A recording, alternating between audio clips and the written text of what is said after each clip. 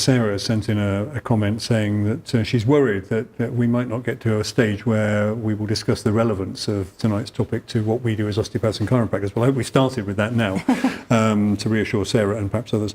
But she says she thought we might like to know that she had a patient a few years ago who was in the bondage scene, was seeing her for back pain and was very worried about discussing with me whether she could do certain things with her partners.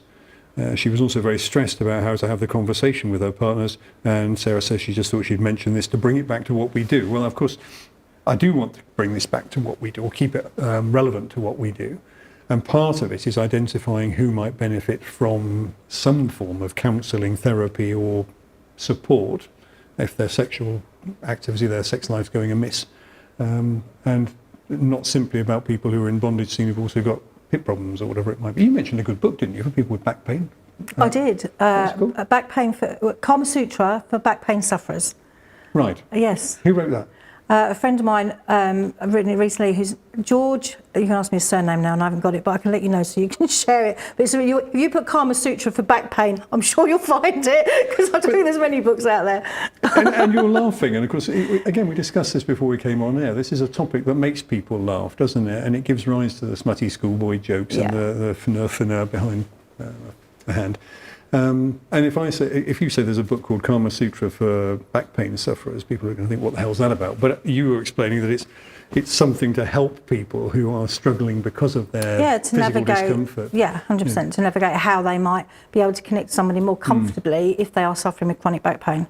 It's probably not something we're going to want to have on the shelf in our practice in the treatment room, because that might be deemed as being sort of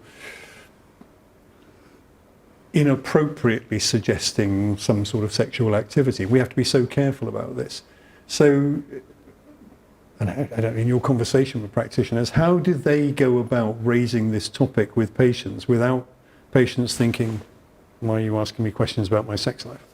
I think it's a difficult one, because a lot of that is down to how comfortable we feel in ourselves as a sexual human being. But actually, I just think maybe having some resources, if it's not on the bookcase, but to have, I can give you the name of the person, but to have those resources, sounds like, if someone is saying, you can, in passing go, I know a really good book, there's a book being written about, and give them the details of the book. And I'm sure when they Google that book, there'll be other books that they can be referred to, and other things that might support. There's loads of good books. There's loads of tantra books that support people, not necessarily about having sex, but about having intimacy, because it doesn't have to be about that kind of destination end goal. There's loads of other things people can do in intimacy that don't necessarily have to be kind of sexual. They can be about intimate and sensuality, and there's lots of other things to explore.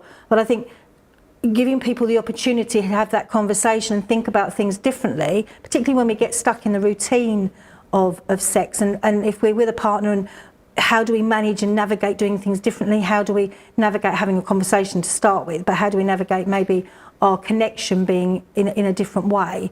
There are lots of resources out there, so it's making ourselves familiar with them, whether that's a practitioner as a sex therapist or a sexologist or whoever, or someone like myself, but making ourselves aware of what facilities and resources are out there.